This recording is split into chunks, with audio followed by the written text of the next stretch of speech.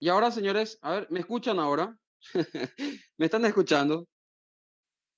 Sí. Ok, bueno, le estuve cantando como 20 músicas y con razón nadie me decía nada. Con razón nadie me decía nada.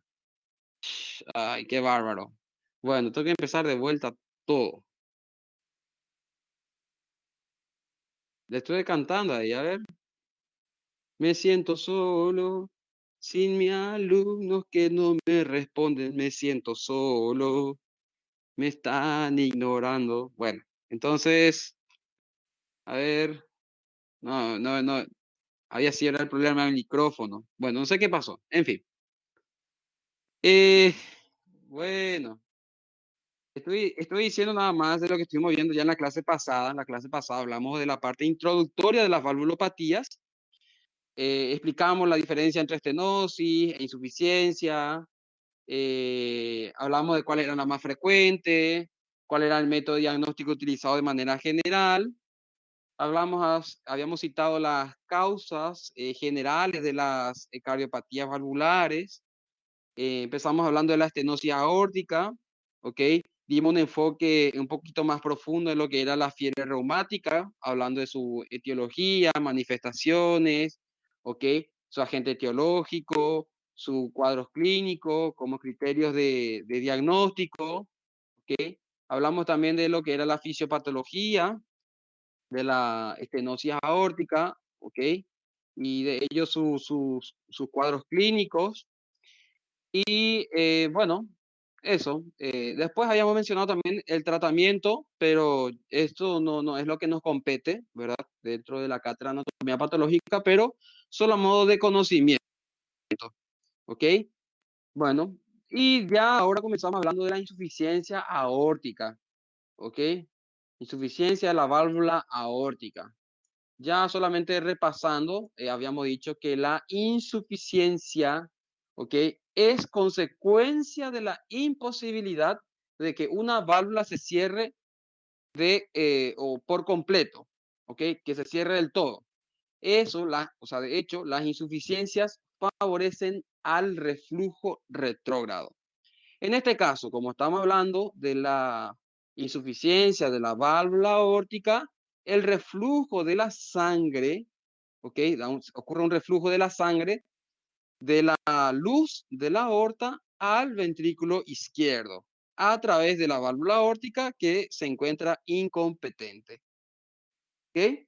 Bueno, entonces eso. Le estaba diciendo que la insuficiencia valvular aórtica puede aparecer sola, ¿ok? O sea, puede ser única o aislada, o como también puede aparecer de manera combinada con alteración de otras válvulas cardíacas. Por ejemplo, una insuficiencia mitral, o sea, una insuficiencia aórtica con una insuficiencia mitral concomitante. Bueno, entonces en ese caso hablamos de combinadas. Y en el caso de las que son aisladas, son más bien o son más frecuentes en el sexo masculino. Y los que aparecen más bien en forma combinada con otras valvulopatías ocurren con mayor frecuencia en el sexo femenino. ¿Ok? Bueno, ahora, la insuficiencia aórtica podemos nosotros clasificar en severa y en crónica, ¿ok?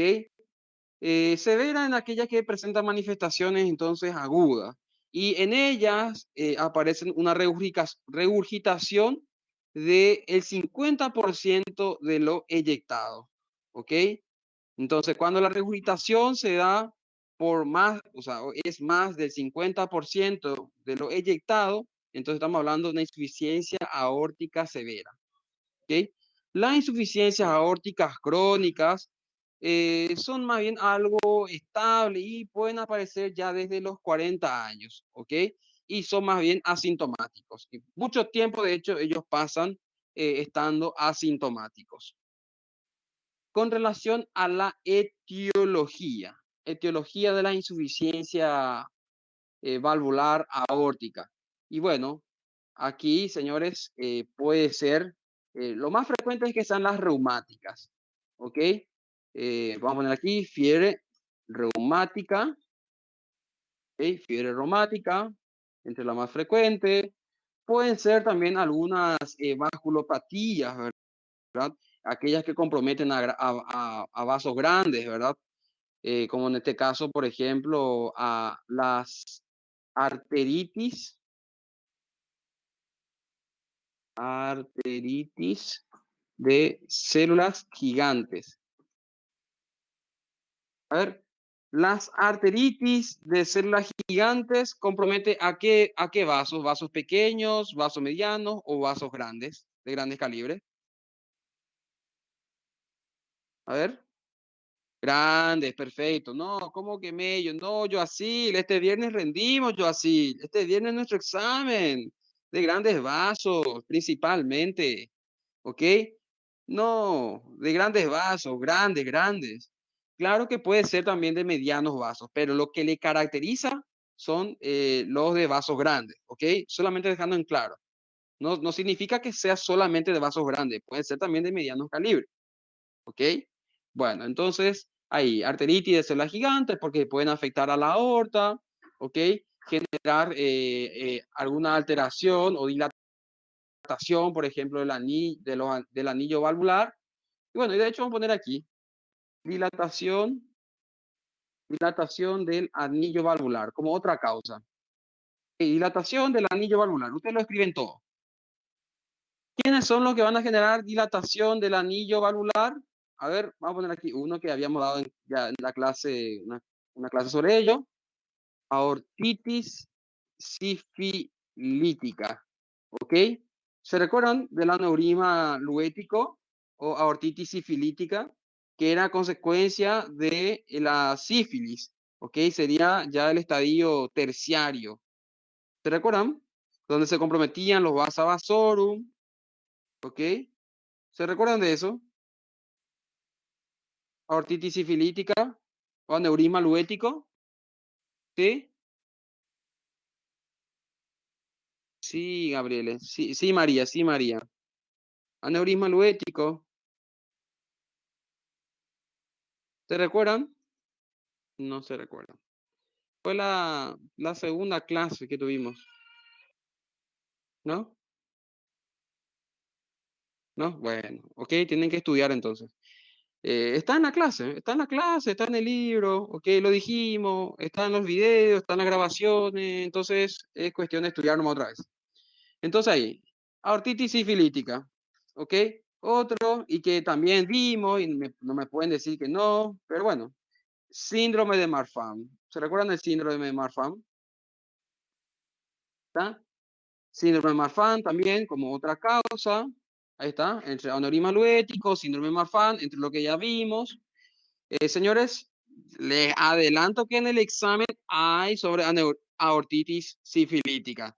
¿Ok? En el examen hay dos preguntas sobre aortitis sifilítica. Entonces, bueno, y tienen que estudiar. ¿Ok? Bueno, otra causa de dilatación del anillo, de la válvula aórtica, podría ser también la hipertensión arterial, ¿ok? La hipertensión arterial, ¿ok? Por el efecto de la presión que va generando una dilatación, aumento de tamaño de la aorta, también va comprometiendo al anillo de esta válvula, de la válvula aórtica, ¿ok? Entonces, por eso también hipertensión arterial.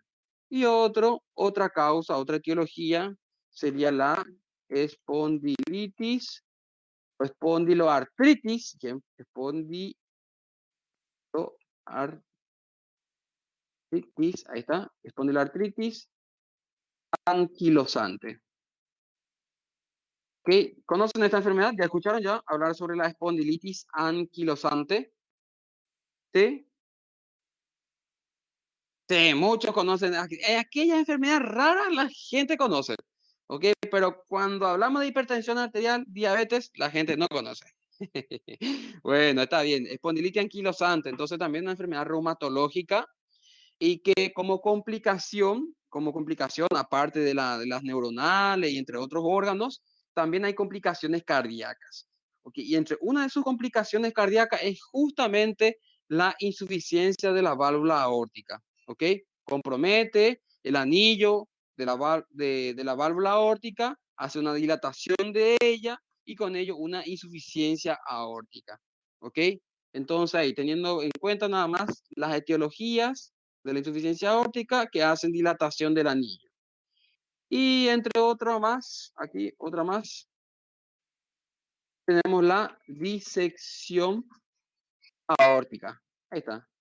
La disección aórtica también como etiología de la insuficiencia aórtica. ¿Ok? Bueno, estamos hasta ahí. ¿Se entiende nuestro primer esquema? A ver, señores, señoritas, señoritos, señoras y señores, ahí, ¿por qué mueren los pacientes con aortitis sifilítica? ¿Por qué mueren? ¿Por qué mueren los pacientes con aneurisma luético o aortitis sifilítica? ¿Por qué?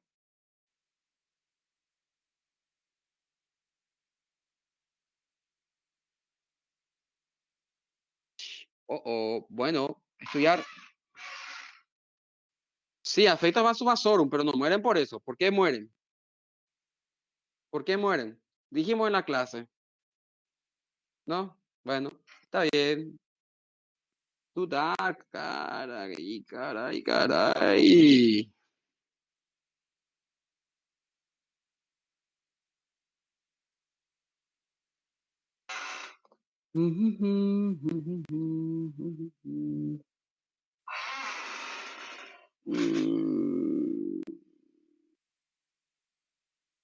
No, nadie me responde hasta ahora. Ay, ay, ay, ay, ay.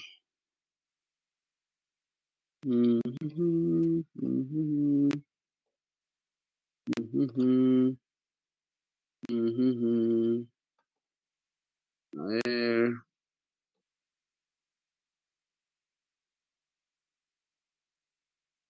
¿Se recuerdan esta clase? A ver,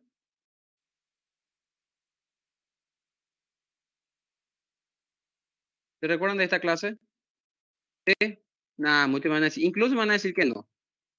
A ver, ¿se recuerdan de esta clase? No, dice, y bueno, bueno, eso ya dice todo. Eso ya dice todo. En fin.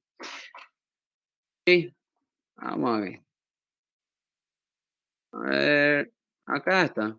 Fíjense, esta es la clase. Aneurisma sifilítico, luético. En fin. Ah, para los que sufren de Alzheimer, aquí está. A ver, bueno.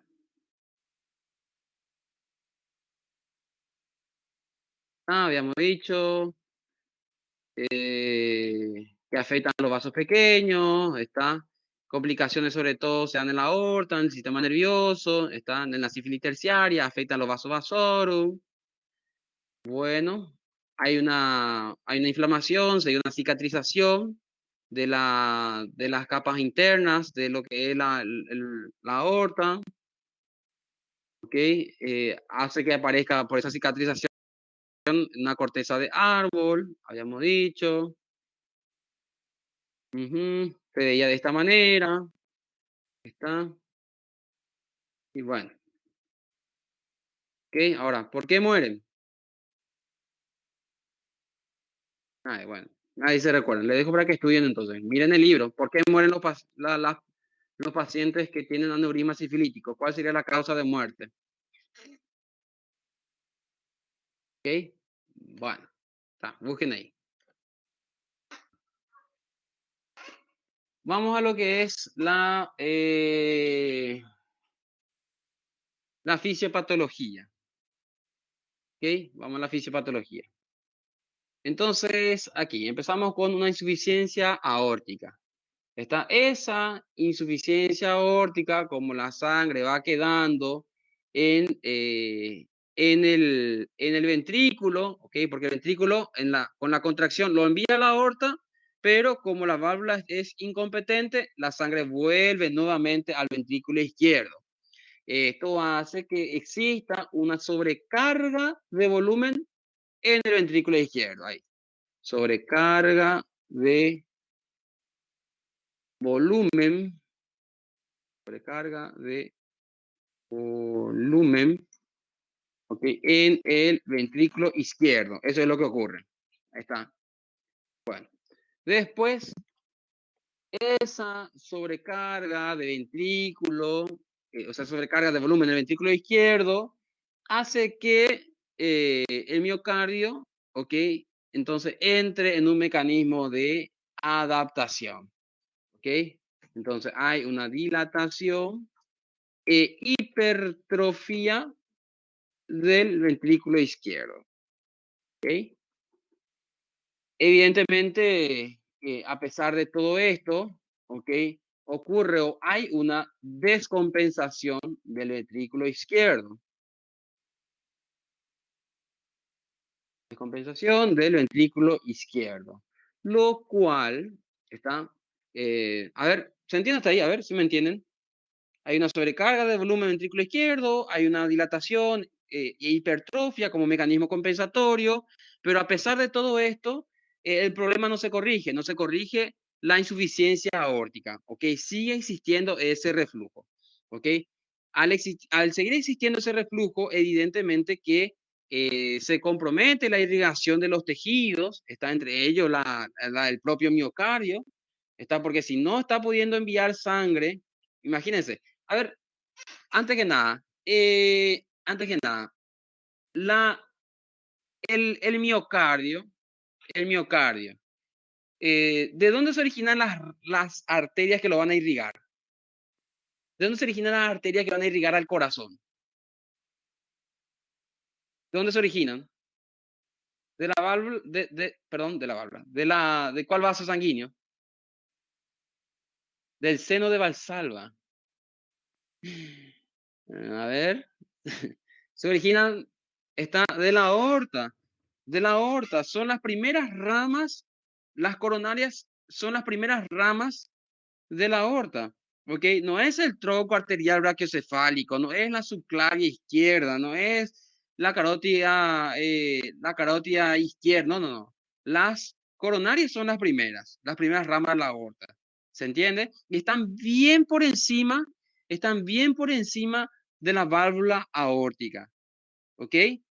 Entonces, la sangre, en realidad, en estas arterias coronarias, comienzan a circular cuando estas válvulas se cierran, ¿ok? Porque bien si se recuerdan, las valvas de la válvula aórtica tienen forma de semiluna. ¿Se recuerdan? Que las valvas de la válvula aórtica tienen forma de semiluna, en forma de sacos. Entonces, cuando estas se cierran, ¿está? Cuando la válvula aórtica se cierra, es allí donde la sangre entra en las arterias coronarias y se irriga el corazón. ¿Me entienden? Entonces, pero si hay una insuficiencia de la válvula aórtica y esta no se está pudiendo cerrar bien, ¿ok? Bueno, evidentemente, y por lo que ya vamos comentando aquí, va a existir una descompensación del ventrículo izquierdo. ¿Se entiende? Ok, va a disminuir la irrigación hacia el ventrículo izquierdo, ok, o hacia el miocardio, si quieren hablarlo, ¿verdad? Pero ahora mismo nos interesa el ventrículo izquierdo. Y esto hace que exista una disfunción contráctil. A ver, ¿se entiende hasta ahí? Yo quiero que entiendan esta parte de la descompensación del ventrículo izquierdo. Ahí es lo que no quiero que se pierdan. ¿Ok? Bueno. ¿Sí? Fíjense, porque aquí hay una sobrecarga de volumen en el ventrículo izquierdo como mecanismo compensatorio, aumenta el tamaño de las células y evidentemente aumenta la demanda de nutrientes y de oxígeno por los miocitos cardíacos, ¿verdad? Porque están más grandes, tienen un metabolismo más grande. Entonces, como no hay una buena irrigación para el miocardio, entonces hay una descompensación del ventrículo izquierdo. Y con esto, evidentemente, una disfunción contráctil. ¿Ok? Esto hace que exista una disminución de la fracción de eyección, por lo cual compromete a lo que es el gasto cardíaco. ¿Ok? Ahí está. Entonces, esa disfunción contráctil hace que exista una disminución de la fracción de eyección. Está. Esto otra vez hace que disminuya el gasto cardíaco Y con esto aparecen entonces los síntomas de bajo gasto. ¿Okay? Síntomas de bajo gasto, síntomas de insuficiencia cardíaca congestiva y también éstasis venosa pulmonar por afectación retrógrada. ¿Ok? Como la sangre se está quedando estancada en el ventrículo izquierdo, esto va a comprometer después la aurícula izquierda y la aurícula izquierda a las venas pulmonares y bueno, y esto a los capilares que están dentro del pulmón. ¿Ok? Va a ocasionar una éstasis venosa pulmonar. ¿Se entiende hasta ahí? ¿Ok? ¿Cuáles son los síntomas de bajo gasto? A ver, ¿cuáles son los síntomas de bajo gasto? Nadie. Los síntomas de bajo gasto cardíaco son la, el agotamiento, ¿ok? El agotamiento, la fatiga, la debilidad muscular y la disminución, ¿ok? O pérdida de peso, ¿ok? Ahí, los tres signos de bajo gasto cardíaco, si quieren ponerlo usted ahí, entonces son el agotamiento, fatiga, debilidad muscular y disminución del peso. ¿Ok? ¿Por qué disminución del peso? Y bueno, porque señores, al haber una baja fracción de eyección y al haber un bajo gasto cardíaco, evidentemente la poca sangre está que va circulando se distribuye principalmente a los órganos vitales. ¿Ok? Y entonces, intestino en ese momento no pasa a ser o no se considera en ese momento, ¿ok? Un órgano vital. ¿Me entienden? Entonces disminuye el flujo, está para el intestino, hay una menor absorción de nutrientes, entonces por eso uno de los síntomas de bajo gasto es la pérdida de peso. ¿Se entiende hasta ahí?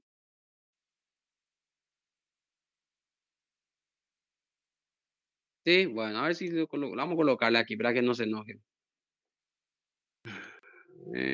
Acá. Lo vamos a mencionar en otra parte. Voy a poner acá. Entonces, debilidad muscular.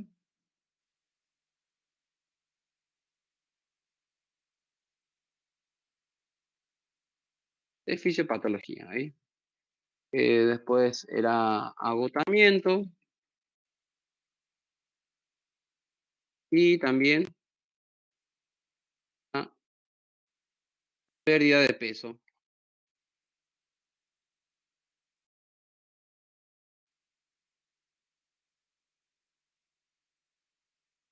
Muchos van a decir, pero ¿por qué la pérdida de peso? Y bueno, ya le estoy explicando por qué.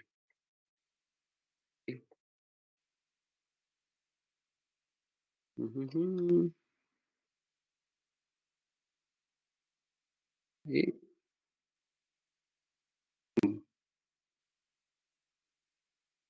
Ok, bueno, estamos. Ahí ya les puse todo para que puedan escribir y copiar. A ver, ¿qué tal les está quedando su esquema? ¿Está quedando bien? ¿Sí? Bueno. Tienen que colocar en los colorcitos, pintar ahí, ¿entienden? Lo que ustedes consideran que es importante o lo que le va a hacer recordar a usted. Y bueno, eso. Bueno, vamos para los cuadros clínicos. Bueno, ya los cuadros clínicos estuvimos lo mencionando, ¿verdad? Pero vamos a poner otra vez aquí, otra vez algunos. La fatiga, ¿ok? Fíjense que como mecanismo compensatorio va a haber un aumento en la frecuencia cardíaca, va a haber palpitaciones, ¿tá? Palpitaciones, después un dolor anginoso, anginoso, puede haber disnea de esfuerzo, ¿ok? Disnea de esfuerzo, lo que estuvimos mencionando ya, éstasis venosa pulmonar, ¿ok? Entonces, puede ser dolor anginoso, disnea de esfuerzo y ortopnea. Está. Entre algunas de las otras manifestaciones clínicas que pueden aparecer. ¿Ok? Bueno. Con relación al examen físico, bueno, esto yo le dejo más para semiología, pero lo voy a colocar igual. Tenemos un soplo diastólico, ¿ok? Un soplo diastólico. El pulso va a ser alto y rápido, ¿ok? Lo cual denominamos pulso Zeller, ahí está, pulso Zeller, sería un pulso que es más bien alto y rápido, si es que lo vamos a graficar, ahí está, pulso Zeller, rápido y alto. La presión arterial, ¿cómo vamos a encontrar la presión arterial? Y bueno, aquí algo interesante, la sistólica aparece aumentada y la diastólica puede aparecer disminuida. No siempre. Ojo, la presión arterial puede estar a veces normal, pero puede aparecer lo siguiente. ¿Okay? Aumentada la sistólica y disminuida la diastólica. Después, ¿qué más? Podemos encontrar danza carotidia. ¿Ya escucharon hablar de danza carotidia? Danza carotidia o golpe en martillo de agua, ¿no? Danza carotidia. ¿Sí? ¿No? Ya, bueno. Eso, danza carotidia entonces, ¿ok? Que se lo compara con un martillo de agua. Se ve entonces el movimiento de la carótida, ¿ok? Ahí en el cuello, y lo cual parece que la carótida estuviese bailando, por eso danza carotidia. Después, y por último, signos de Muset. Ahí está, signo de Muset. ¿Ya vieron? ¿Escucharon ya signo de Muset? Signo de Muset. Signo de Muset es cuando la cabeza comienza a balancear, la cabeza balancea de manera sincrónica con el pulso. ¿Ok? Cuando sienten el pulso, ahí le están tocando el pulso, sienten el pulso, y de manera sincrónica la cabeza se está balanceando. ¿Se entiende? Entonces, eso es signo de Muset. Balanceo de la cabeza de manera sincrónica con el pulso. ¿Ok? ¿Se entiende hasta ahí?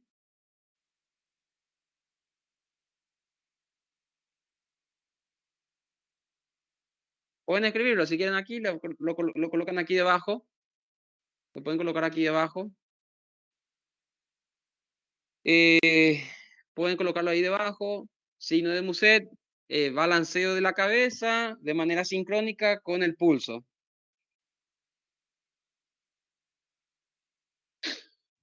¿Ok?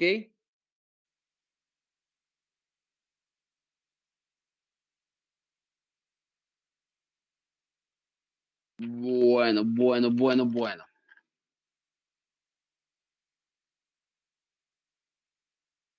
Entonces, eso, vamos. Ahora, con relación a el diagnóstico.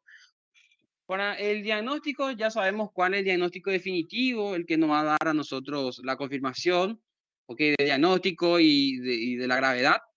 Pero ya mencioné nada más otros estudios complementarios, ¿verdad? Que podemos nosotros pedir, ¿verdad? Claro, entre ellos electrocardiograma, radiografía de tórax, bueno, en fin. Si en el caso que sea una radiografía de tórax, ¿qué es lo que vamos a encontrar?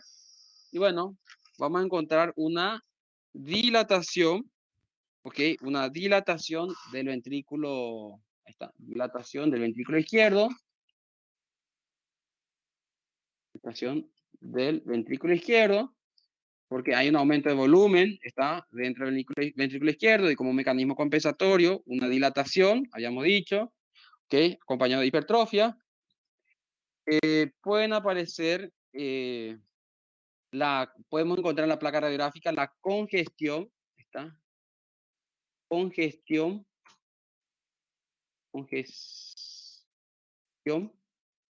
pulmonar, congestión pulmonar debido a la éstasis venosa que puede existir entonces dentro de lo que es el pulmón y en alguna que otra ocasión en las calcificaciones. Pero bueno, eso dejamos ahí.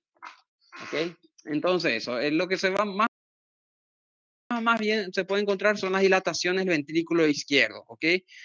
Por aumento de volumen dentro de la luz del ventrículo izquierdo y como mecanismo compensatorio de la dilatación que ocurre.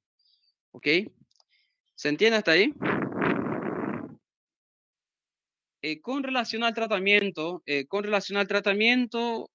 tratamiento puede ser médico y puede ser quirúrgico. ¿Ok? El tratamiento médico, en el caso de los que son asintomáticos, de hecho, no requieren ningún tratamiento médico. Está, pero en alguna que otra paciente, en otros pacientes que tienen síntomas leves y demás, entonces va acompañado de tratamiento como por ejemplo para la hipertensión arterial. Esta se utiliza IECA o ARA2, ¿ok? Que son fármacos de primera elección, ¿ok? Después, en el caso de tratamiento quirúrgico, está ya en aquellos que presentan regurgitaciones por encima de 50%, por ejemplo, que estuvimos viendo los casos severos, eso evidentemente es quirúrgico, ¿ok?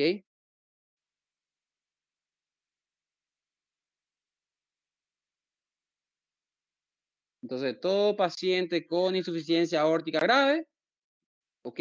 Y síntomas debe ser intervenido. Eso lo van a encontrar así mismo en el libro del Farreras, ¿ok? Bueno, ¿está bien? ¿Se entiende?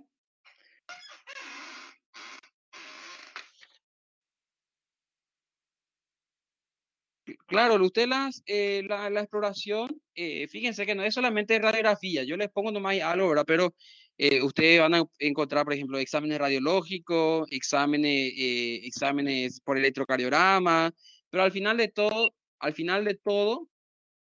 ¿cuál es el que realmente vamos a, el que realmente va a confirmar nuestro diagnóstico? Aquí está, la ecocardiografía Doppler, ¿ok?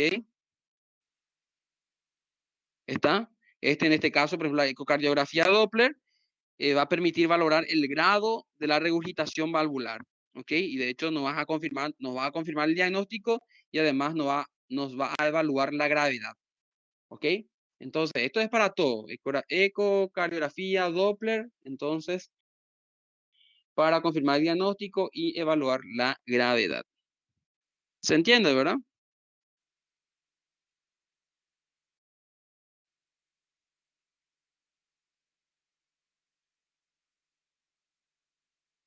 El electrocardiograma no les pongo acá porque muchas veces el electrocardiograma en lo que es la insuficiencia aórtica puede aparecer normal, ¿sí? Y eso. Se ve alterado más bien cuando son combinadas ahí en el sexo femenino. O sea, cuando son combinadas es donde más bien aparecen algunas que otras alteraciones, ¿ok? Bueno, estamos bien hasta ahí. Terminamos entonces con insuficiencia aórtica. Vamos a hacer un descansito porque necesito tomar agua. Se me secó la garganta.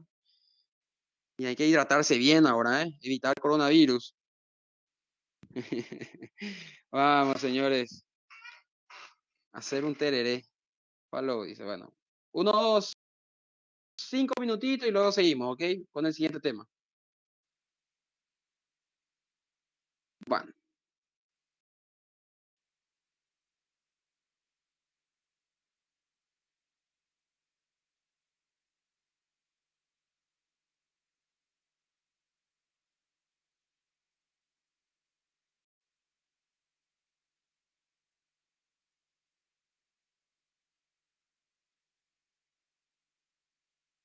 ahí está. Ahí nos habíamos quedado. Y ahora vamos a hablar de la estenosis pulmonar. ¿Ok? Ya sabemos que en la estenosis hay una incapacidad, ¿está? De una válvula de poder abrirse por completo. Y con ello, entonces, impide, o con esto se impide, el flujo anterogrado. ¿Ok? Hay una especie de obstrucción. Entonces, eso. Vamos ahora entonces a hablar de lo que es la estenosis pulmonar. Sabemos que la válvula pulmonar es la que separa lo que es la luz del ventrículo derecho con la luz del tronco pulmonar. ¿Ok? Bueno, hablando primeramente de su etiología. eh, Tanto de la estenosis pulmonar como la insuficiencia pulmonar van a encontrar muy poca información. ¿Ok? En fin, ahora, la mayoría de los casos de la estenosis pulmonar son más bien congénitas. ¿Ok? La mayoría de los casos son congénitas. Creo que se desconectó. ¿Ustedes me escuchan bien hasta ahí? A ver, me aparece acá que se desconectó. ¿Me están escuchando, verdad? Sí, bueno, bueno, bueno.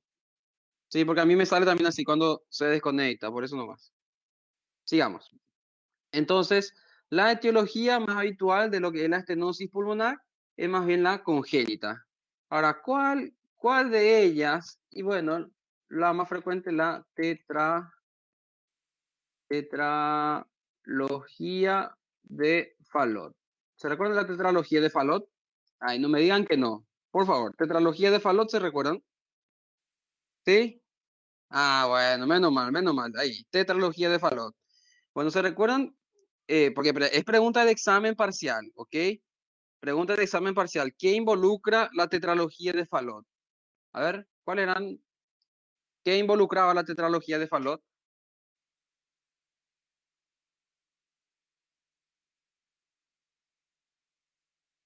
Nadie, nadie.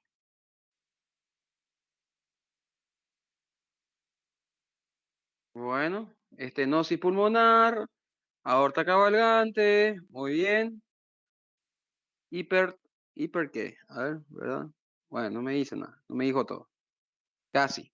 Bueno, excelente. Estudien bien lo que involucra la tetralogía de Fallot, ¿ok? Ya lo dimos esto nosotros en una clase. Entonces, en ella, entonces esta es más bien una de las causas más comunes de estenosis pulmonar. Bueno, con relación a la fisiopatología, con relación a la fisiopatología, ¿qué es lo que ocurre aquí? Primeramente, esa estenosis pulmonar va a hacer que exista un aumento en la resistencia de la salida de la sangre hacia los pulmones. O sea, una resistencia del pasaje de la sangre del ventrículo derecho hacia lo que es el tronco pulmonar. ¿Ok? Vamos a poner entonces acá, les pongo así, resistencia de la salida de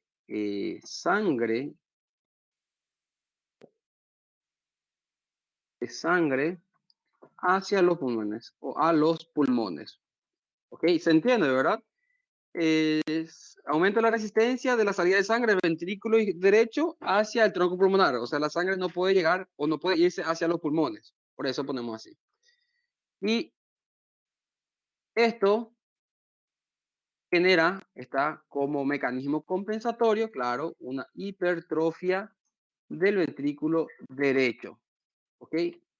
Ahí. Entonces, hipertrofia del ventrículo derecho para compensar la resistencia, ¿ok? ¿Entiende? ¿Por qué? Porque, bueno, eso, los tejidos, las células y demás, quieren seguir viviendo, entonces tiene que haber un mecanismo compensatorio, y ese mecanismo compensatorio es la hipertrofia del ventrículo derecho, ¿ok? Para poder conseguir mandar esa sangre hacia los pulmones para que se puedan oxigenar. Bueno, entonces, ahí. Esto hace entonces, como la sangre no está consiguiendo pasar, ¿ok? Aquí hay un aumento del volumen, vamos a poner ahí, aumento del volumen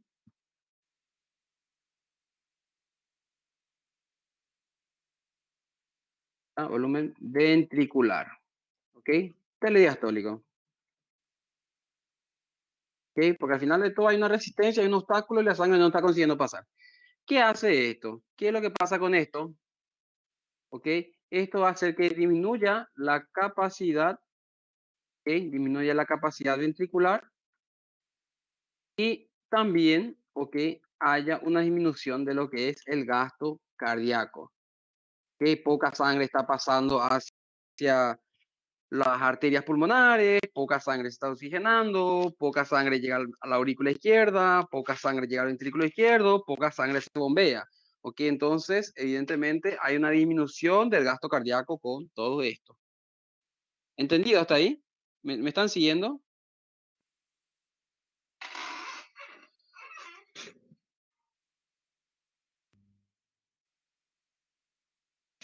Bueno, excelente.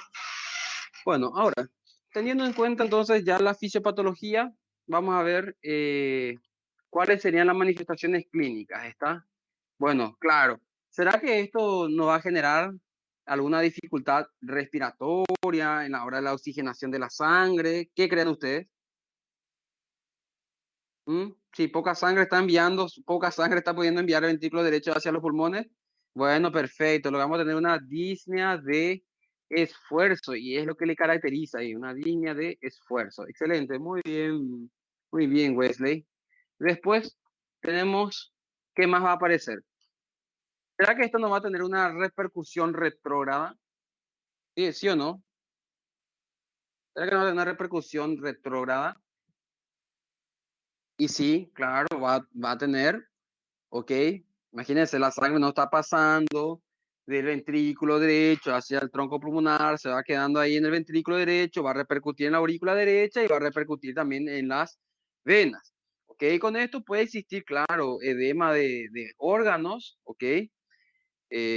Por ejemplo, una hepatomegalia, puede existir ascitis, puede haber distensión abdominal, ¿ok?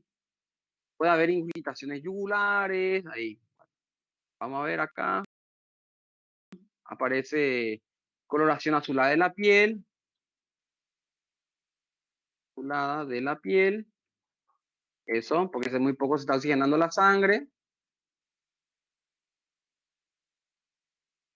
No, danza carotidia es otra cosa, ingurgitación, ¿ok? Danza carotidia es otra cosa y ingurgitación yugular es otra cosa. Bueno, después, ¿qué más? ¿Será que esto no va a tener una afectación neurológica? ¿Será que no va a haber una afectación neurológica? ¿Será que esa sangre poco oxigenada que está viendo, porque poca sangre venosa se manda hacia los pulmones para que se oxigenen y poca sangre finalmente el ventrículo izquierdo es la que bombea? ¿Será que no tiene una afectación del sistema nervioso central? ¿Sí o no? Claro, entonces, ¿qué es lo que tenemos aquí? Vamos a tener estados sincopales, ¿ok? Síncope. Después, eh, podemos encontrar latidos vigorosos y ahí está lo que le estaba mencionando, la repercusión venosa yugular. Ahí, repercusión venosa yugular. Ahí está, ingurgitación yugular o repercusión venosa yugular. ¿Ok? Entre lo que son los síntomas. Bueno, ¿ok? Ortopnea, a ver, ortopnea no. Ortopnea es más bien cuando hay comprometimiento de lo que son las cámaras izquierdas del corazón, ¿ok? Donde hay, por ejemplo, éstasis de sangre dentro de los pulmones. En este caso no hay éstasis de sangre, ¿ok? Ni tampoco hay congestión pulmonar, porque la sangre misma es muy poca la que se envía hacia los pulmones, por eso no estamos citando ortopnea. ¿Se entiende? Yo así, no sé si me entendiste. Yacil, ortonea está cuando más bien hay congestión. Ok, bueno, eso. Eh, bueno, por eso, cuando hablamos nosotros de las afectaciones de las válvulas del lado izquierdo del corazón, por ejemplo, ahí sí citamos ortonea, por ejemplo. Vamos a ver, entre lo que son los diagnósticos. para el diagnóstico vamos a encontrar, ya sabemos cuál es para el diagnóstico definitivo, ¿verdad? ¿Ok? El ecocardiograma Doppler. En fin, ¿qué es lo que vamos a encontrar? Vamos a encontrar una onda A, ¿ok? Onda A prominente.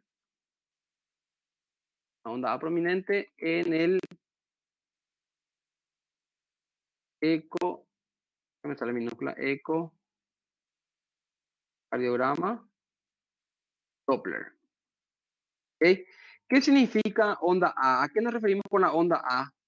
Y bueno, la onda A en el en el ecocardiograma hace referencia a la contracción de la aurícula, ¿ok? En este caso estamos haciendo referencia a la contracción de la aurícula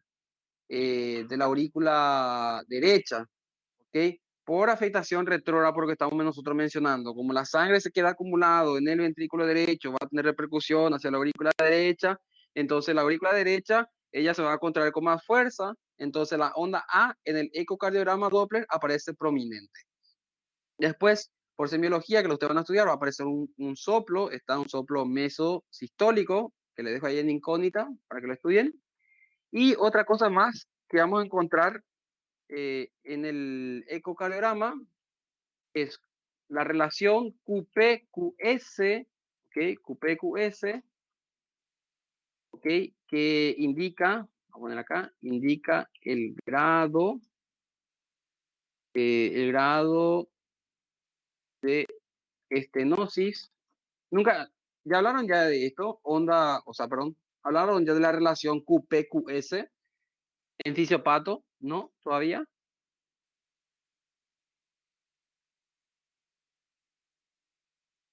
Relación QP-QS, ¿no?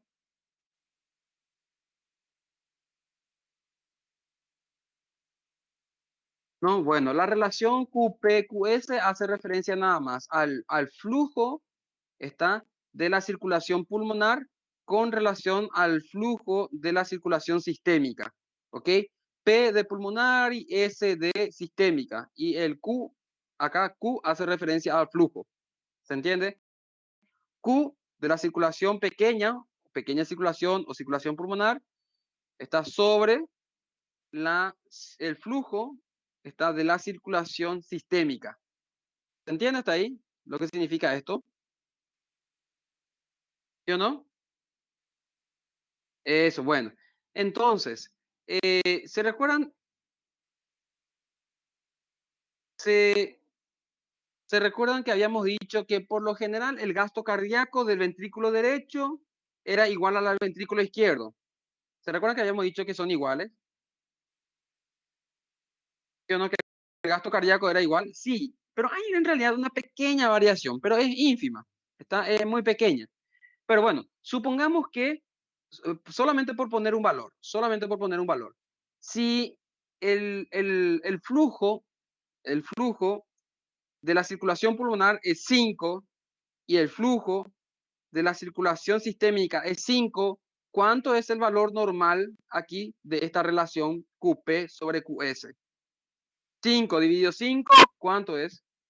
1. Eso, ahí está, 1. ¿Se entiende hasta ahí? 1. Ahora, cuando el valor, cuando el valor está por encima de 1, ¿qué significa? Supongamos que salga un valor de 2, ¿tá? De 2,5. ¿Qué significa? ¿Qué significa? ¿Qué significaría?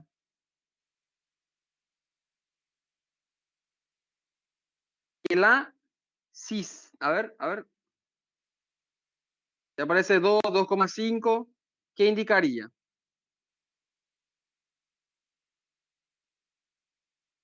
¿Cuál sería mayor en ese caso? O bueno, vamos a poner lo contrario. Vamos a poner lo contrario. A ver, le hago la pregunta de lo siguiente. Si el flujo pulmonar, la circulación pulmonar, es mayor al flujo de lo que es la circulación sistémica, ¿ok? Si este fuese mayor, el valor sería menor que 1 o mayor a 1. Ojo, estoy diciendo, Si el valor de la circulación pulmonar es mayor que la sistémica, esta relación sería menor que 1 o mayor que 1. Eso sería mayor, excelente, muy bien, sería mayor, ¿ok? Bueno, ¿se entiende hasta ahí? Ahora, a ver, díganme ustedes, díganme usted, si existe una estenosis pulmonar, si existe una estenosis pulmonar, ¿cómo esperarían encontrar la relación QP-QS? ¿Por encima de 1 o por debajo de 1? A ver la lógica que les dice. La lógica que les dice. Abajo de 1. Excelente. ¿Se entiende, verdad? Qué gusto. A ver, ¿se entiende? ¿Por qué? Porque hay una obstrucción en el pasaje de lo que está la válvula pulmonar, hay una estenosis, la sangre no está consiguiendo pasar adecuadamente del ventrículo derecho para formar parte de la circulación menor, entonces significa que el flujo pulmonar es menor, ¿ok? ¿Se entiende? Entonces la relación QP-QS va a estar por debajo del valor de 1, ¿ok? Y cuanto más bajo sea, más grave es, ¿ok? O más grave es el grado de esa estenosis. ¿Tá? Entonces, QPQS indica el grado de estenosis que se encuentra en la válvula. Esto se puede hacer mediante el ecocardiograma, se puede hacer mediante resonancia magnética también, ¿ok? Bueno, pero por lo habitual, esto se hace con el ecocardiograma, se evalúa con el ecocardiograma Doppler. ¿Se entiende? ¿Sí o no? Esta relación QP-QS es la que también determina los shunts, está el shunt, o los cortocircuitos de derecha a izquierda o izquierda a derecha. Está mediante QP-QS es lo que se sabe eso. Si está habiendo un cortocircuito de derecha hacia izquierda o si es de izquierda hacia derecha, ¿ok? O si existe algún shunt. Entonces, eso.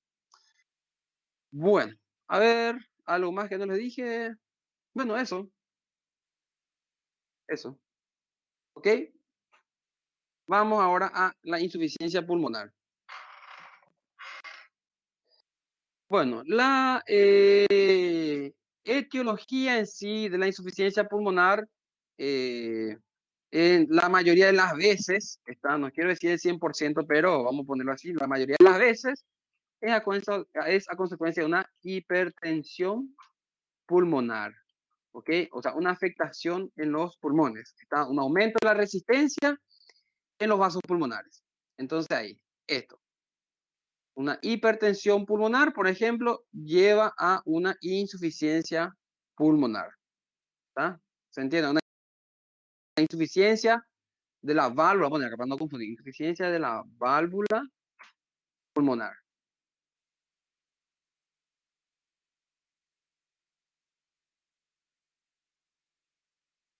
Insuficiencia de la, para no confundir, insuficiencia de la válvula pulmonar. ¿Me siguen hasta ahí?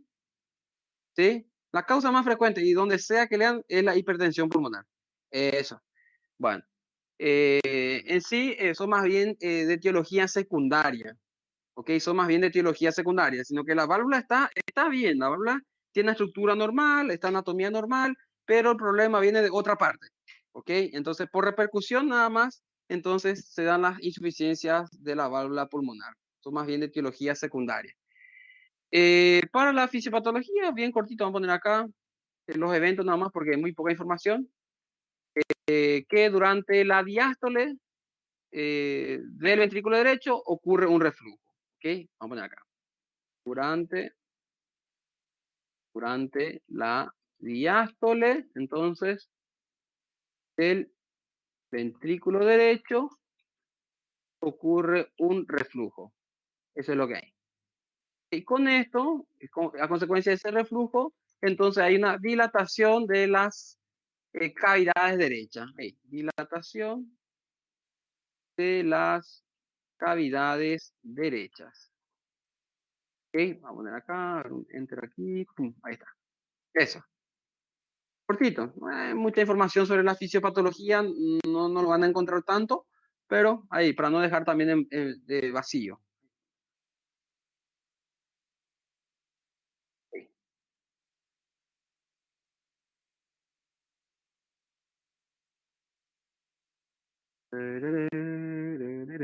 Ahí está, pum.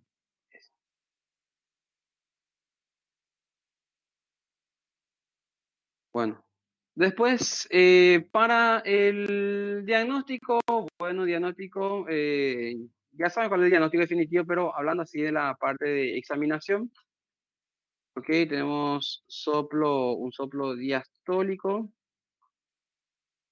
y mm, imagenológicamente vamos a encontrar una hipertrofia ventricular derecha y como también hipertrofia de la aurícula derecha, que como mecanismo compensatorio aquí, ¿está?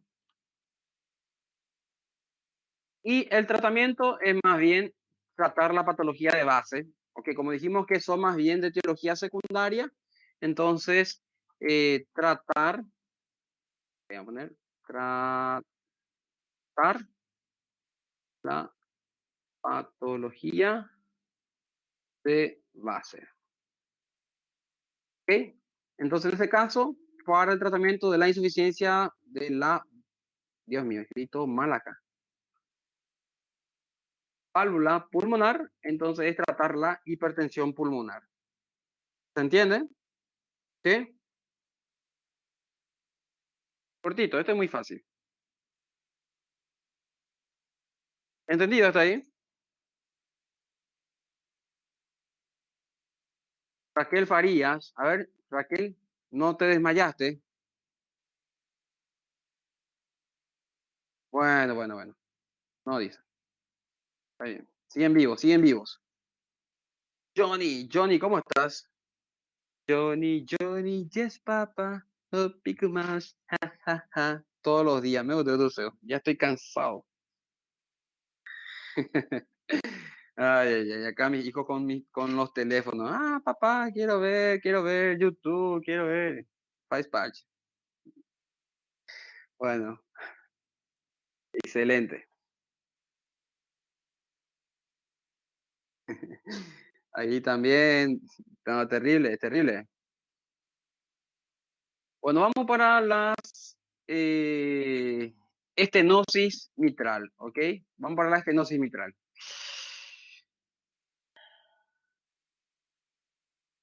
A ver, le leo, le dice, tengo una hija y tú, y yo también. No, así es, no hay forma. Mucho, yo antes decía, jamás le voy a dar un teléfono para que mire, para que esté ahí embobada. Pero imposible. No hay cosa que le calle. Cuando llora, llora. Entonces, no sé. Antes le callabas con un chupete, ahora ya le callas con un teléfono. Ahora ya veo las propagandas. Día das crianzas, está ahí las propagandas, y son teléfonos, smartphone, tablet. Está complicado. Bueno,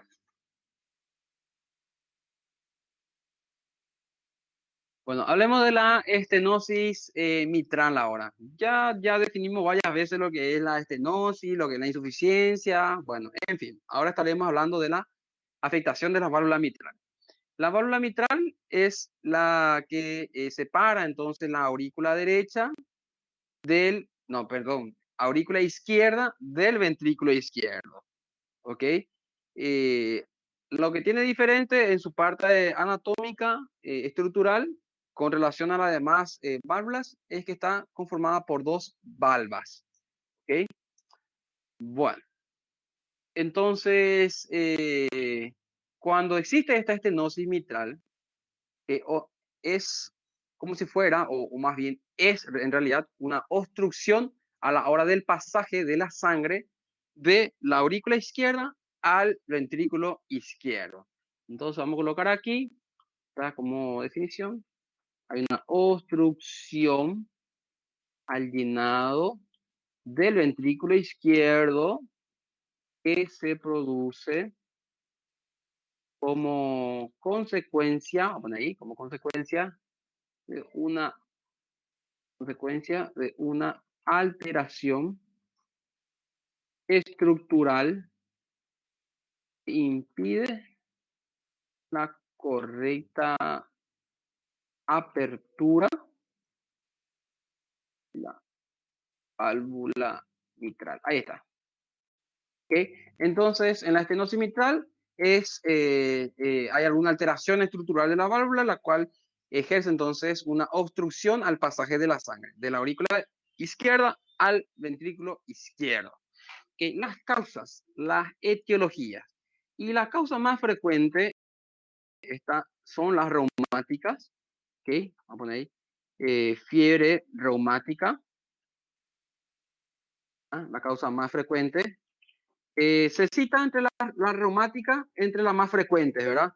Pero se ha demostrado que la fiebre reumática no es responsable de más del 50%. En fin, pero en cualquier otra parte de la literatura, donde sea que lean ustedes, van a encontrar que las reumáticas son las más frecuentes. ¿Ok?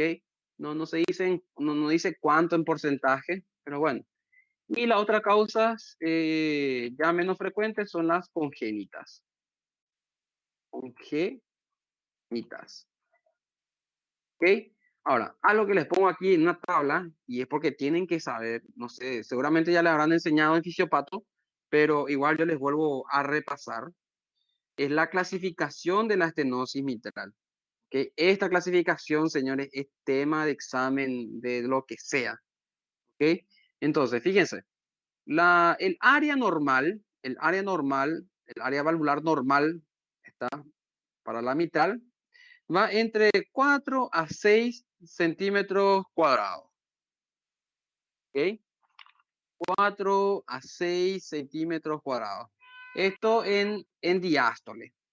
Ahora, decimos que hay una estenosis mitral leve cuando el área valvular es mayor a 1,5. Va entre 1,5 a 2 centímetros cuadrados. ¿Ok? Fíjense, cada vez más cerrado. Ahí. Normal entre 4 a 6. ¿Ok? Estamos hablando de una estenosis. Ahora el área valvular, fíjense, va entre 1, en los casos leves, entre 1,5 a 2,5 nada más. ¿Se entiende? Cada vez se va quedando más cerrada, más obstruida. ¿Me entienden hasta ahí? A ver, el área valvular está en la hora de la abertura y demás, entonces ahí lo normal va entre 4 a 6. Cuando hay una estenosis leve, va quedando entre 1,5 a 2,5 centímetros cuadrados. Los casos moderados ya van entonces menor a 1,5. ¿Ok? De 1,5 a 1. Y ya en los casos severos, la estenosis, ¿ok? En la estenosis mitral, en los casos severos, el área valvular ya es menor a 1. ¿Se entiende? A ver, le voy a resaltar otra vez aquí. Esto que es importantísimo. Esto. Un relleno.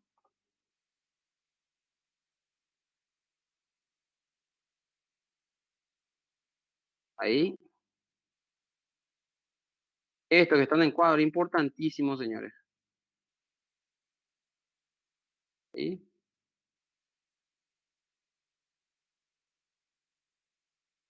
Ahí está. Entonces, el área valvular normal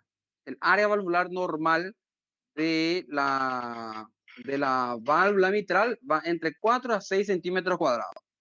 Ahora, en una estenosis mitral leve, ¿ok? Esa área valvular queda entre 1,5 a 2,5. Casos moderados, ya menor a 1,5 a 1, y casos severos, ya el área valvular está menor a 1 centímetro cuadrado. ¿Ok? Esto evidentemente, fíjense que compromete a la fracción de eyección.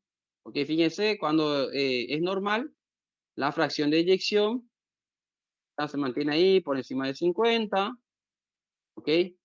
Cuando es en caso moderado, la fracción de eyección se mantiene eh, eh, entre 40 a 50, ¿ok? En los casos, a ver, en los casos moderados, la fracción de eyección va entre 30 a 40 y en los casos de estenosis severa va a ser menor a 30 la fracción de eyección. ¿Se entiende hasta ahí?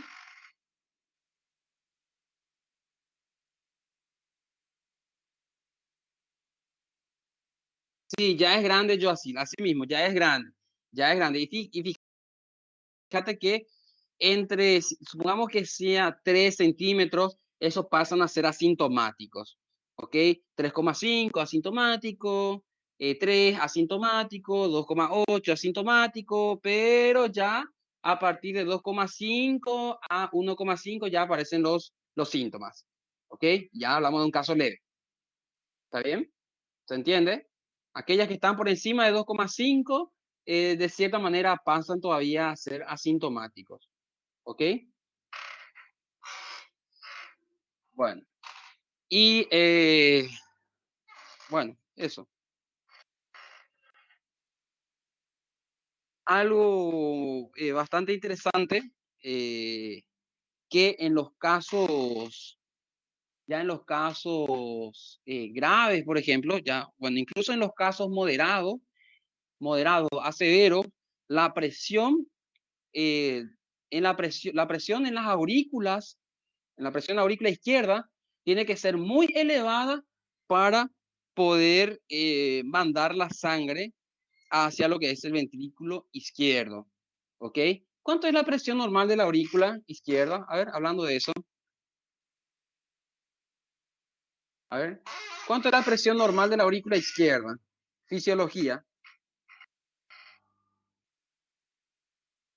8 dice. A ver, yo les puse aquí una tabla, le había buscado aquí una tabla que me compartí con ustedes. Conferencia, onda, análisis. Aquí está.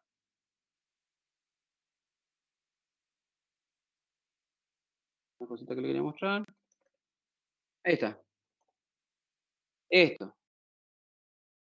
Presiones normales del aparato cardiovascular. ¿Ok? Bueno, acá tenemos la presión de la aurícula izquierda. Está. Va entre 5 a 12. ¿Ok? Entre 5 a 12. 5 para la relajación y 12 para la contracción. Ahí, por eso, entre 5 a 12. ¿Se entiende? ¿Ok? Comparado nomás con la aurícula derecha, que va entre 0 a 5. Sí, 0 en la relajación, ¿está? Porque al tener una presión 0, entonces como una presión que va aspirando, ¿está? La sangre que está en las venas, y 5 durante la contracción. Aurícula izquierda, ahí está, entre 5 a 12. Ahora, en los casos de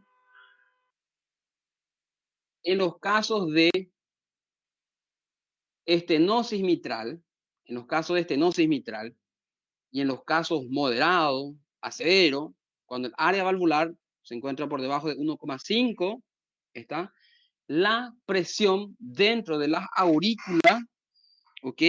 Tiene que ser entre 20 a 25 milímetros de mercurio para poder mantener el gasto cardíaco. ¿Se entiende? ¿Sí o no? Fíjense, acá le estoy mostrando la presión normal, ¿cuánto? Entre 5 a 12. Ahora, pero para compensar en los casos moderados a severos, tiene que ir entre 20 a 25 milímetros de mercurio. ¿Ok? Bueno, teniendo en cuenta entonces lo que le estoy hablando, vamos a lo que es la fisiopatología.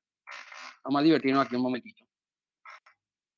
Yo no sé si me están entendiendo las tablas, pero, pero bueno, de seguro tienen que complementarlo esto con la cátedra de fisiopatología. Con lo que están dando, o no sé si ya dieron, tienen que ir complementando, ¿ok? Tienen que ir complementando. Fíjense que esta clase no, es más bien de fisiopato que anatopato, ¿ok? En el libro anatopato lo que ustedes más bien van a encontrar las etiologías, hablan más bien de la etiología. Claro que vamos a ver la lámina después, pero habla más de las etiologías, pero no de así de los eventos que yo le estoy explicando ahora, ¿ok? Por eso yo le estoy diciendo que lo que voy explicando aquí está en conjunto lo que es el libro de Anatomía Patológica con lo que es el libro de Farreras, ¿ok? Bueno, vamos entonces explicando. En la estenosis mitral, como los que estuvimos viendo nosotros, hay una disminución del área, valvular. Hay una disminución del área valvular. ¿Ok? Bueno, esto hace que aumente el gradiente de presión entre la aurícula izquierda y el ventrículo izquierdo. Aumenta el gradiente, porque tiene que hacer más presión, gradiente de presión entre la aurícula izquierda y el ventrículo izquierdo. Y como mecanismo compensatorio tiene que pasar esto. Y con esto el llenado ventricular se mantiene. Ahí está. ¿Sí? Entonces, al haber una disminución del área valvular, hay un aumento de la presión dentro de la aurícula izquierda, ¿está? Para poder mantener ese gradiente, hay un aumento de gradiente de presión entre estas cámaras izquierdas. Eso mantiene entonces el llenado del ventrículo izquierdo, ¿ok? Y con esto se mantiene el gasto cardíaco. Ahora, en los casos severos, ¿está? En los casos severos, si la aurícula izquierda, ¿ok? Ahí vamos, en los casos moderados a severos, vamos a poner casos moderados a severos. ¿Sí?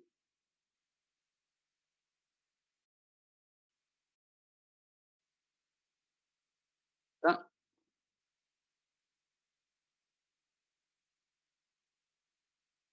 Hasta un ratito. Ah, bueno. Si la aurícula izquierda no alcanza, ¿ok?, una presión sistólica de, ahí está,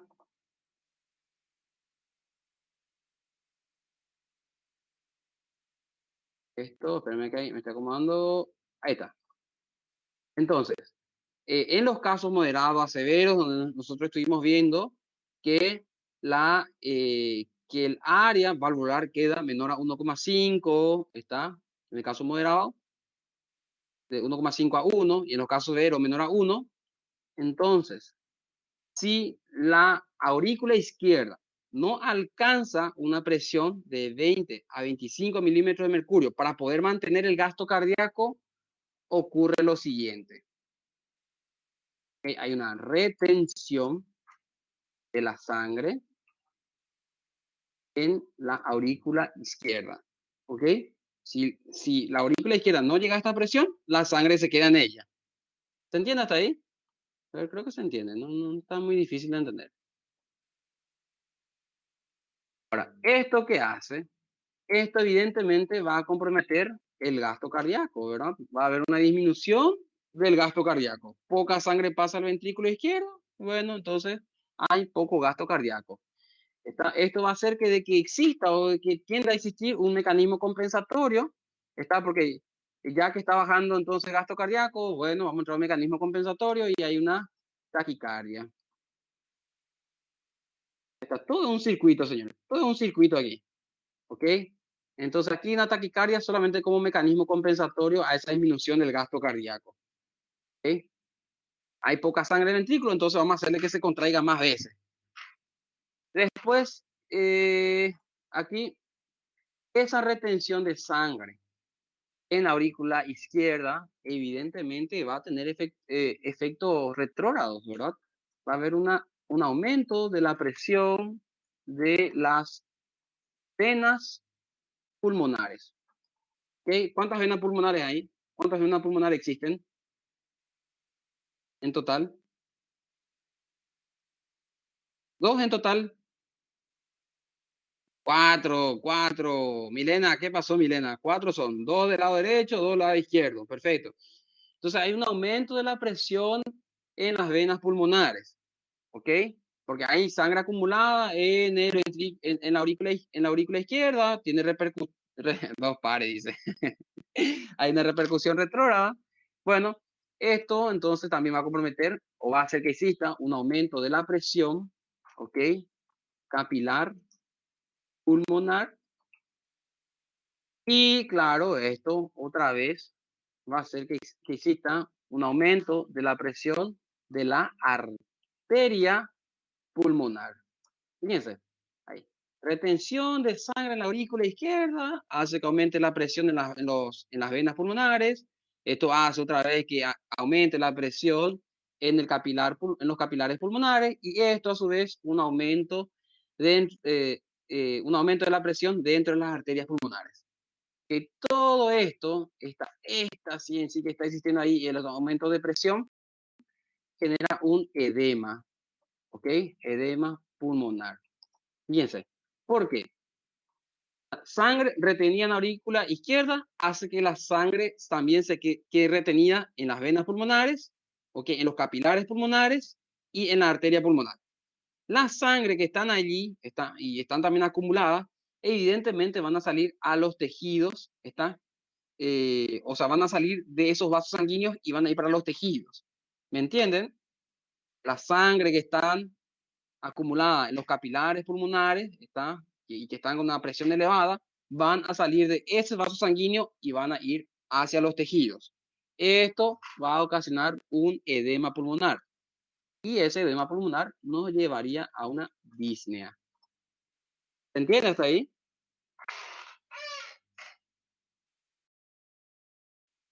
¿Sí? Eso.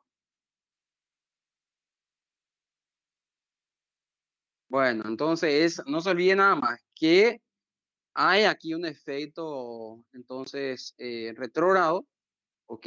Que compromete entonces en este caso a la circulación pulmonar, que hace un aumento de presión en los vasos sanguíneos de ella, en la pequeña circulación, y hace una extravasación de líquido, está para afuera, extravasación de sangre para afuera.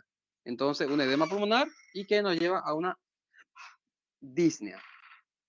¿Ok? ¿Copiaron hasta ahí?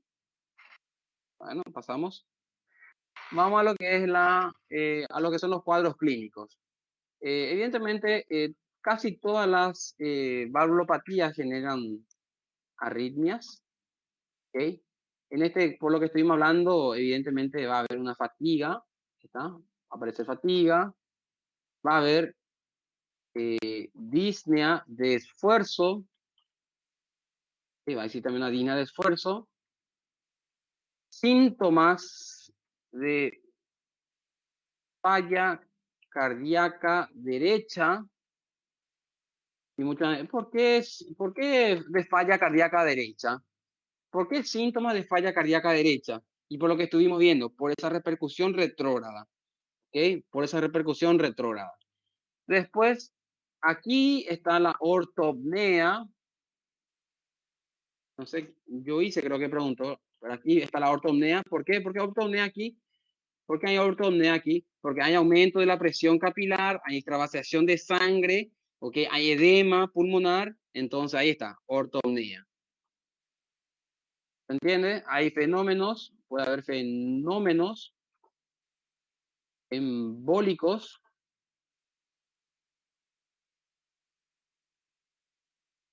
fenómenos embólicos.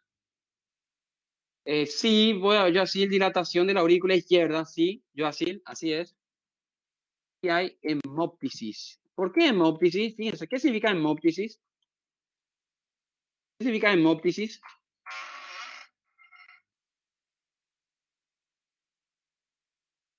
Tos con sangre, dice. A ver, tos con sangre. ¿Por qué tos con sangre?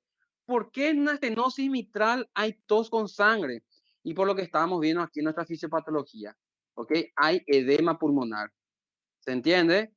hay extravasación de sangre, está de los capilares pulmonares hacia lo que son los alveolos, hacia el intersticio, hacia los alveolos, y bueno, esto hace que exista tos con sangre, ¿ok? Hemóptisis. Bueno, perfecto. Ahora, vamos para el diagnóstico. Aquí ya prácticamente le puse todo. Hay ausencia de la onda A por una fibrilación auricular, porque puede haber arritmias, ¿ok? El diagnóstico, bueno, está ahí. El soplo mesodiastólico, está, le dijo para semiología, todo esto. Y radiografía, claramente ya vieron en radio, pero le pongo aquí, hay un aumento de las venas, hay un aumento de las venas pulmonares, ¿ok? En los, especialmente en los lóbulos superiores.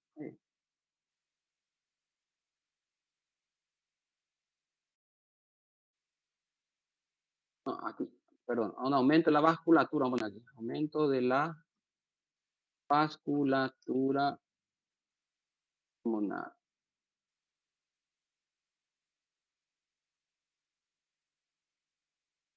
Ahí está. Bueno, a ver, ¿se recuerdan por radio? Ustedes ya vieron radio, ¿verdad? Díganme si ya vieron radio, ¿sí o no? Radio, ¿sí o no? Radio, radiología. Sí, bueno, a ver, les digo lo siguiente. En una placa radiográfica normal, está una placa radiográfica normal, ¿se pueden ver los vasos sanguíneos pulmonares? Sí, se ve, especialmente ¿dónde? En el ilio. Está allí cuando van ingresando en los pulmones se puede ver el trama vascular. Y especialmente, o sea, se lo puede ver, está siguiendo hacia el lóbulo inferior, ¿ok? Pero cuando miramos hacia el lóbulo superior, es como si fuera que desaparecen, ¿se entiende? El trama vascular se ve perfectamente en el ilio, en los ilios pulmonares, tanto derecho e izquierdo. Y se puede ver o se puede seguir ese trama vascular hacia los lóbulos inferiores. Ahora, pero cuando miramos hacia los lóbulos superiores, desaparecen, ¿está? ¿Y por qué? ¿Por qué?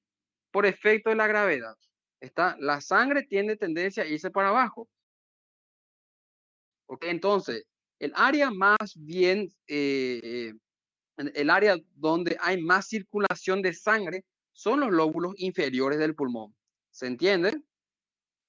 En cambio, el lugar donde más existe aire en el pulmón serán o son los lóbulos superiores. ¿Ok? ¿Por qué? Porque el aire al final de todo es un gas. ¿Ok? Entonces el aire tiene tendencia a irse más hacia el lóbulo superior. Fíjense, aire más hacia el lóbulo superior, sangre más hacia el lóbulo inferior. Pero, ¿en dónde es lo que ocurre el mayor intercambio de gas entonces en el pulmón? Y bueno, en el lóbulo medio, en el caso del pulmón derecho, por ejemplo, ¿ok? En los lóbulos medios, donde hay la mitad, está, la preferencia es la mitad por el aire y la mitad por la sangre. ¿Se entiende hasta ahí? No sé si me están entendiendo lo que les quiero decir. A ver, por fisiología nada más, por fisiología. El lugar donde más existe aire en el pulmón, vamos a hablar, poner como ejemplo pulmón derecho porque es más fácil. ¿Está? Lóbulo superior. Lugar donde hay más circulación sanguínea, lóbulo inferior. En el medio, bueno, una mitad de los dos. Entonces ahí es donde ocurre mejor intercambio. Ahora, si hay una, si hay un aumento de la presión pulmonar, hay un edema pulmonar, ¿se entiende? Que la sangre está quedando estancada, no está pudiendo pasar y va quedando entonces los capilares pulmonares. ¿Qué pasa en una placa radiográfica? Se, se puede visualizar ese tramo vascular en los lóbulos superiores. ¿Me entienden? Eso que normalmente no se ve en una placa radiográfica normal de tórax, ¿ok? Comienza a aparecer en estos casos. Ese tramo vascular en los lóbulos superiores, entonces comienzan a aparecer en este caso. ¿Se entiende? No, no me entienden. Tienen que ver una placa para entender, ¿o no? A ver.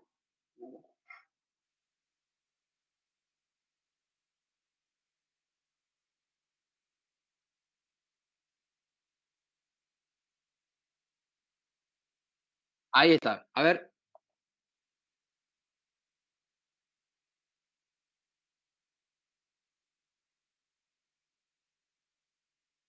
¿Están viendo esto? ¿Qué sería esto? Esto que está acá, tramo vascular. Fíjense, tramo vascular. Aquí ilio del pulmón derecho. Está tramo vascular. Fíjense cómo se puede ver eso, cómo se puede ver que los vasos sanguíneos se están dirigiendo para abajo y no se ve para arriba. Fíjense, aquí arriba no se ve el tramo vascular. ¿Se entiende? Aquí no se ve.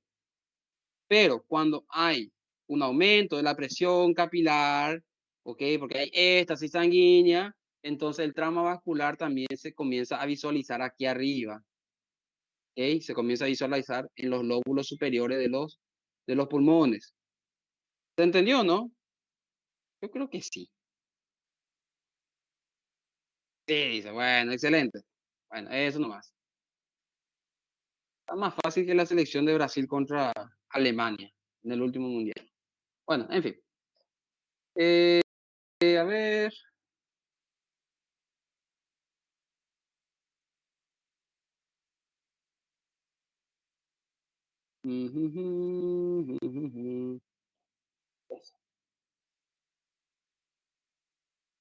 Bueno, a ver, vamos a hacer un descansito de 5 minutitos y vamos después para lo que nos queda y terminamos, ¿ok?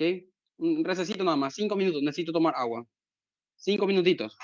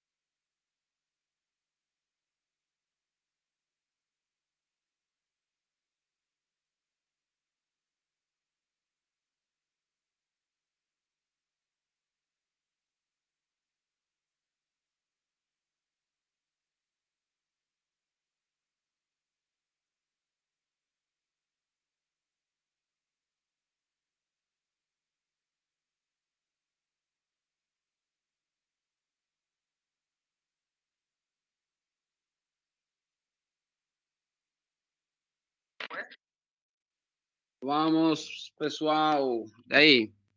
Ok, ¿están ahí? A ver. Vamos a terminar, vamos a terminar. Eso. Bueno. Eso.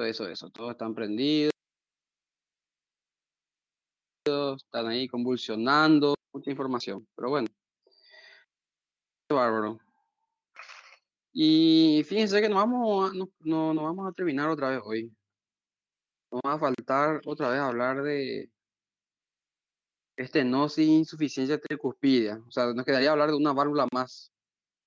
Pero ya es poco ya, también. Bueno, en fin, vamos a terminar nosotros vamos a terminar nosotros con, híjole, dejé grabando. Bueno, no, lo de sífilis está en bueno, sí, está en nuestro libro de Robbins, Joacín. Está en el libro de Robbins. Ah, también. Y está en el material de la clase. ¿Ok? En el material de la clase. No, en el libro. Bueno, a ver, déjeme acá un ratito, me voy a acomodar. Un momentito. Mm.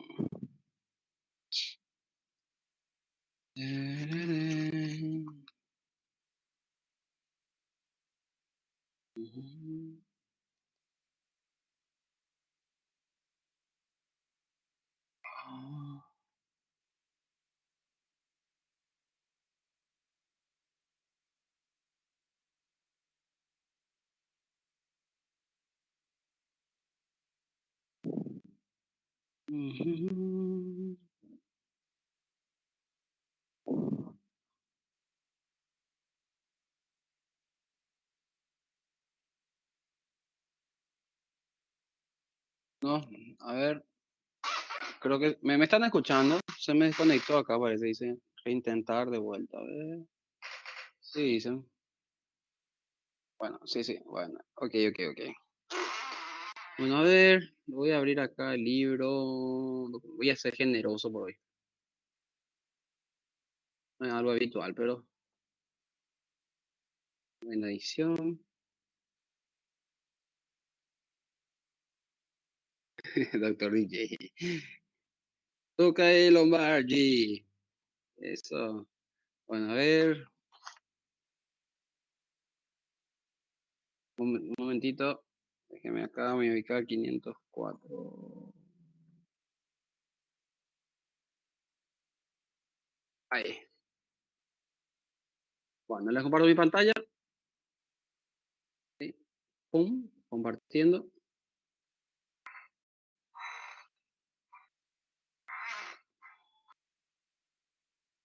Acá dice, fíjense, aneurisma de la aorta torácica. Aneurisma de la aorta torácica, porque recuérdense que la aterosclerosis afecta más bien la aorta abdominal, ¿verdad? Con relación a lo que es la aorta torácica. Entonces acá se menciona lo que es entonces el aneurisma luético, ¿ok? Bueno, y mostrándole nada más acá, esto. ¿Qué dice ahí? Si alguien puede escribir lo que dice ahí. Transcribir, por favor, lo que dice ahí. A ver, eso, ¿qué dice ahí?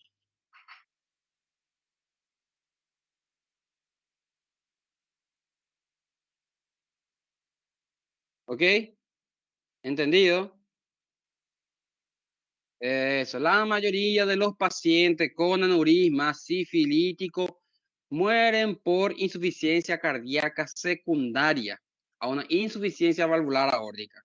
Ok, mueren por insuficiencia valvular aórtica, señores. Una insuficiencia valvular aórtica que lleva a una insuficiencia cardíaca. Ahí está. Ok. Bueno, entonces esa pregunta tiene respuesta. Ahí. Ah, ma, profesor no faló eso. Sí, les dije en clase, le estoy mostrando otra vez ahora. Están los videos, están en todas partes. que está en el libro. Bueno, en fin, de nada, de nada. Bueno, vamos a lo que nos queda.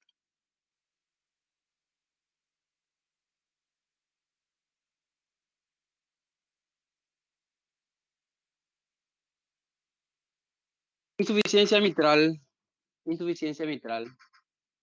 ¿Se recuerdan cuáles eran las causas más frecuentes de valvulopatías? No las causas, las valvulopatías más frecuentes, ahí está. En el momento actual, la etiología más frecuente es la degenerativa, en forma de estenosis aórtica y la insuficiencia mitral.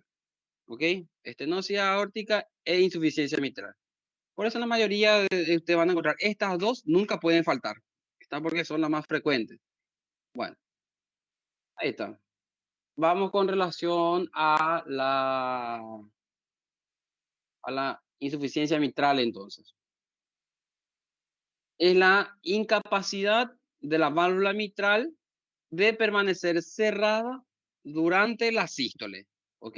Durante la sístole ventricular, permitiendo que el reflujo anormal, está permitiendo el reflujo anormal de sangre del ventrículo izquierdo a la aurícula izquierda, ¿tá? Ya sabemos, la válvula mitral entonces es la que separa las cámaras izquierdas, o sea, la aurícula izquierda del ventrículo izquierdo, ¿ok?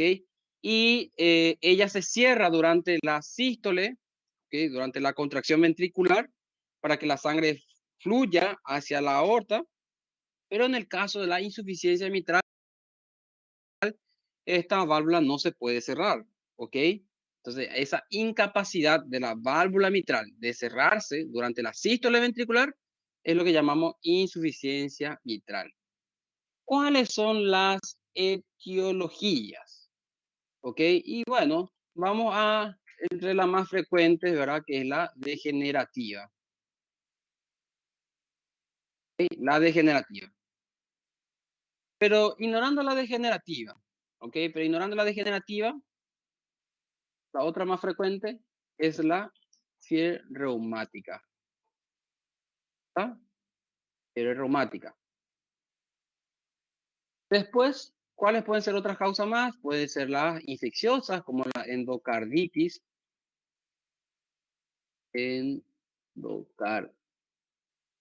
Endocarditis, ¿ok? Infecciosa. Después, pueden ser también las miocardiopatías dilatadas, por ejemplo. ¿Ok? Miocardiopatía dilatada. Después pueden ser también algunos casos las congénitas también.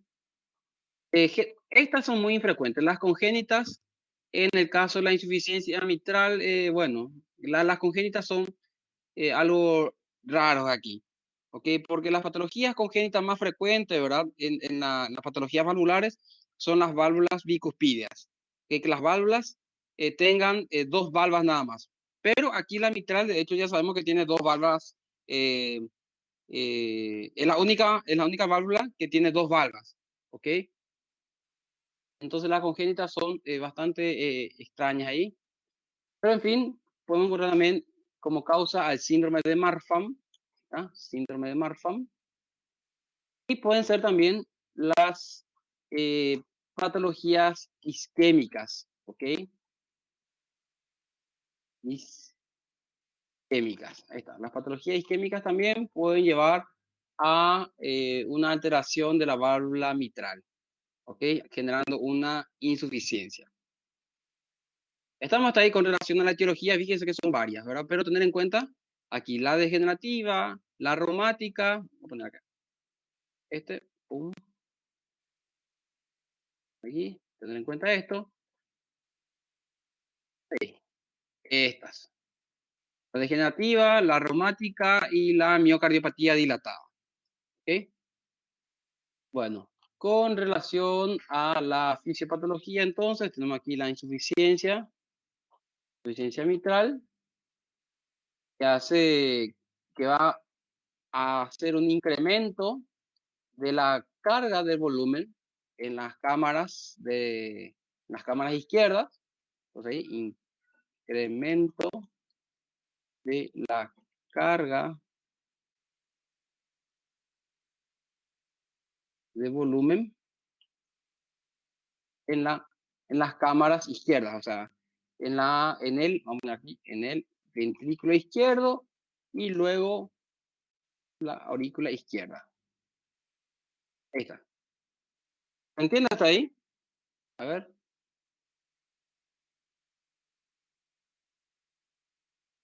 parece, sí. El incremento de carga de volumen tanto en el ventrículo izquierdo como en la aurícula izquierda. Vamos a poner, primero aurícula izquierda, vamos a poner. En la aurícula izquierda y en el ventrículo izquierdo. Ahí está. A mí me gusta más. Bueno, esto va a hacer que aumente la presión telediastólica, ¿ok? Hay un aumento de la cantidad de sangre durante la diástole, durante la relajación, ¿ok? Hay un aumento de la frecuencia cardíaca y también hay una disminución, porque a pesar de que exista acá un aumento de la frecuencia cardíaca como mecanismo compensatorio, ¿ok? Se contrae más veces el ventrículo, pero la sangre igual no va. ¿Por qué? Porque hay un reflujo. La sangre va hacia la aurícula izquierda. Entonces, a pesar de todo esto, tenemos una disminución del gasto cardíaco.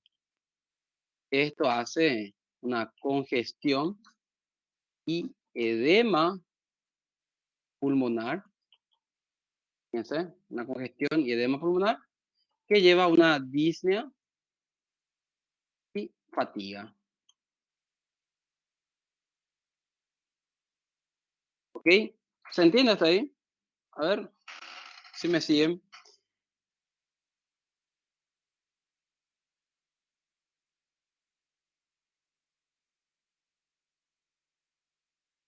Bueno, presión telediastólica, Joacil, presión telediastólica.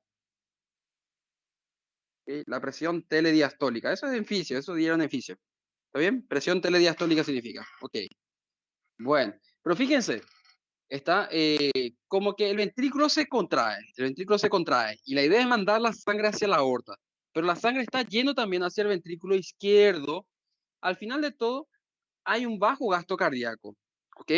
Pero como mecanismo compensatorio, ¿ok? Se aumenta la frecuencia cardíaca, ¿ok? Hay un aumento de la frecuencia cardíaca, pero a pesar de todo eso, el gasto cardíaco sigue siendo bajo, ¿ok? Bueno. Y bueno, por afectación entonces retrógrada, hay una congestión y edema pulmonar, disnea y fatiga. Y ya para terminar, aquí los cuadros clínicos. ¿Ok? Los cuadros clínicos están las arritmias, está la disnea, que ya estuvimos citando, disnea, eh, fatiga, también, ya citamos también. ¿Ok? Signos de bajo gasto, bajo gasto. Ya se recuerdan los signos de bajo gasto, ¿verdad? Signo de bajo gasto. Bien. Puede haber también, ahora acá es interesante agregar, un shock cardiogénico. Shock cardiogénico. Y claro, la congestión y edema pulmonar. Bueno, ya tenemos ahí fatiga y disnea, ¿verdad? Entonces vamos a eliminar más esto, ya está. Perfecto, cuadro clínico. Para el diagnóstico, está a la hora de la exploración, está lo llamativo, es el pulso Zeller. ¿Recuerdan el pulso Zeller? Ya le dije ya cómo era. ¿Ok? Era alto y rápido, ¿verdad? Vamos a ver si tenemos un gráfico acá vamos a colocar pulso Zeller.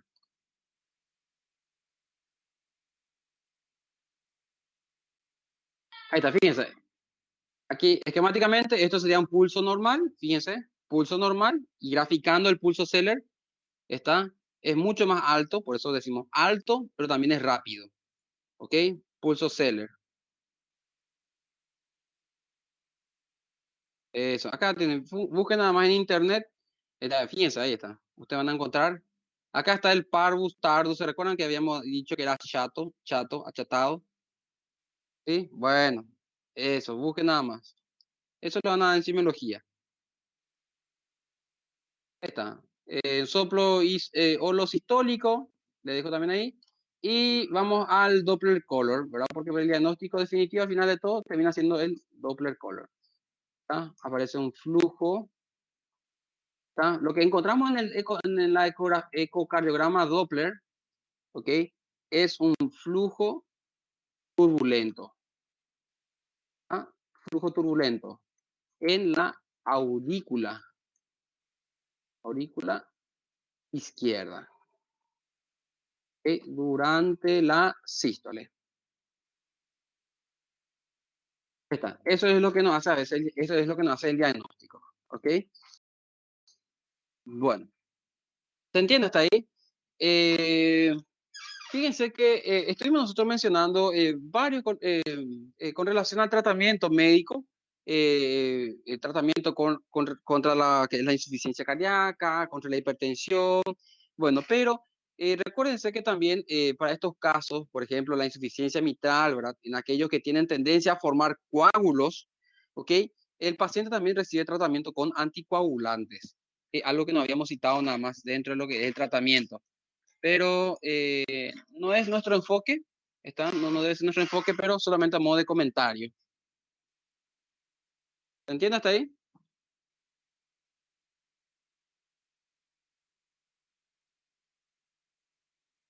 Sí. Bueno, entonces, eso. Aquí también hay un tratamiento médico, también un tratamiento quirúrgico.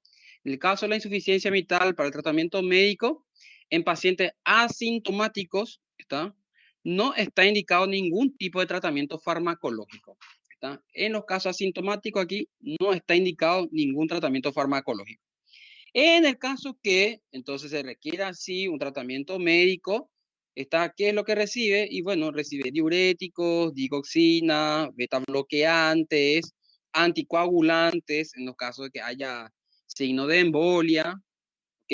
Y el tratamiento quirúrgico aquí. El tratamiento definitivo de la insuficiencia mitral, ¿ok? Es quirúrgica. ¿Se entiende? El tratamiento definitivo aquí para la insuficiencia mitral es la quirúrgica. ¿Se entiende? Bueno, entonces eso. Y bueno, debe considerarse, en el caso de los tratamientos quirúrgicos, debe considerarse si se puede hacer la reparación de la válvula mitral o se hace se debe implementar una prótesis. ¿Ok? Bueno, para... Bueno, entonces eso, a ver, no, ¿para qué le voy a complicar más? Creo que hasta ahí está bien. ¿Ok?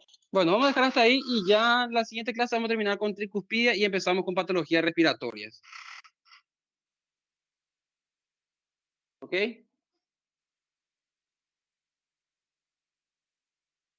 Sí, se cane Oma Domingo. Ya ahora sí, pero de tanto hablar y de tanto plaguearme nomás. Bueno, estamos, señores. Vamos a dejar hasta ahí. Vamos a continuar la próxima clase. Terminamos con la válvula tricuspidia y ya empezamos con patologías respiratorias. Bueno, no se olviden de hacer el foro. Fíjense que el foro, les vuelvo a repetir, el foro no es solamente dejar un aporte, ¿ok?